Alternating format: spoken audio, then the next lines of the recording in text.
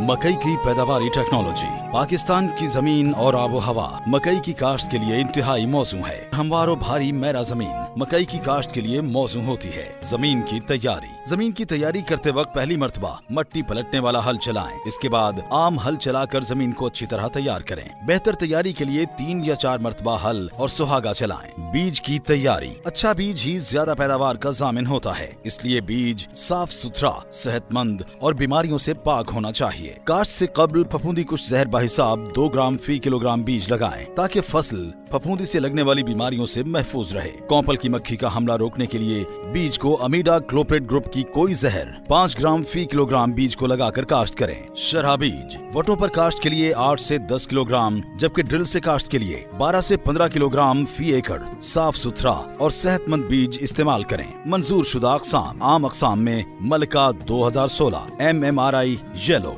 Gauhar 19, Sahiwal gold, summit पाक, पाप 1, sweet 1 और पर्ल शामिल हैं, जबकि YH 1898, FH 949, FH 1046, YH 5427 और FH 1036 मकई की मंजूर शुदा हाइब्रिड अक़साम है। वक्त काश्त। मकई की बहारिया फसल आखिर जनवरी से आखिर फरवरी तक काश्त की जाती है। खरीफ की फसल 15 जुलाई से 15 अगस्त तक काश्त की जाती है, जिसे मौसमी मकई कहते हैं। तरीक़ा काश्त। आबपाश इलाकों में मकई की काश्त के लिए 2.5 फुट के फासले पर शर्कन गरबन वट्टें बनाएं और हल्का पानी लगाने के फौरन बाद नमी से ऊपर वटों की ढलवान पर एक बीज बहारिया मकई में जुनूबी समत और मौसमी मकई में शुमाली समत पर चौका लगाएं। बहारिया फसल में हाइब्रिड अक़साम को 6 इंच और खरीफ में हाइब्रिड अक़साम को 7 इंच के फासले पर, जबकि आम अक़साम को 8 से 9 इंच के फासले पर काश्त करने से ज्यादा पैदावार हासिल होती है। अच्छी पैदावार के लिए बारानी इलाकों में मकई हमेशा 2.5 फुट के फासले पर ड्रिल, पोर या केरा से काश्त करें। खादों का इस्तेमाल। ज्यादा पैदावार हासिल करने के लिए खादों का मुतनासिब और बरवक्त इस्तेमाल जरूरी है।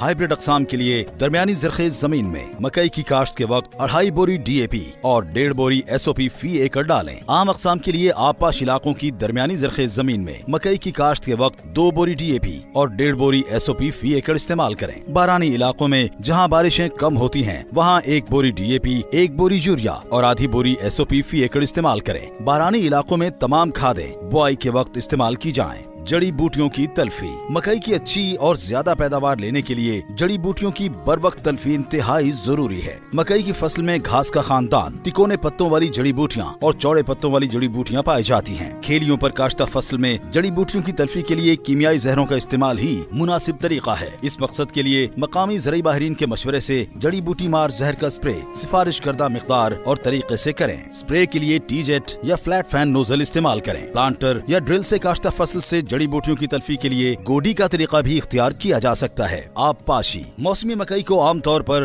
10 ता 12 और बहारिया मकई को 12 ता 14 पानी दरकार होते हैं। फूल आने, अमलजीरगी और दाने की दूधिया हालत में फसल को सोखा न आने दें, वरना पैदावार पर बुरा असर पड़ेगा। अमलजीरगी और दाना बनने के दौरान अगर शदीद गर्मी पड़ने लगे तो पानी का वक्फा 4 ता 5 दिन कर दें। बर्दाश्त। जब छलियों के अंदरूनी पर्दे खुश्क हो जाएं, दानों के नोकदार सिरे काले हो जाएं, तो समझ लें कि फसल तैयार हो गई है। तोड़ने के बाद छलियां पर्दों से निकाल कर फैला दें। इस वक्त दानों में तकरीबन 15% नमी होती है। शेलर के जरिए दाने अलग करके फरोख्त कर दें और अगर स्टोर करने हो तो फिर मजीद 2 से 3 दिन दानों को खुश्क करें और जब नमी 10% से कम हो जाए तो साफ करके स्टोर करें।